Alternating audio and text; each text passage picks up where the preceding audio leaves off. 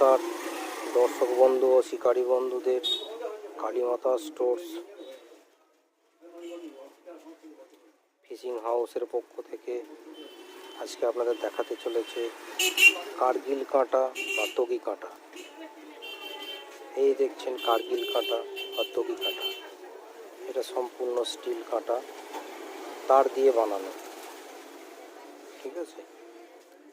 আর এই হচ্ছে কার্গিল কাঁটা, মুগো সুতোয় বাঁধা।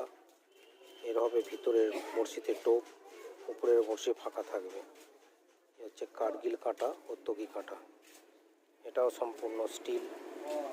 এর 12 কাঁটা পাবেন, 16 কাঁটা পাবেন, 18 কাঁটা পাবেন, 20 কাঁটা পাবেন।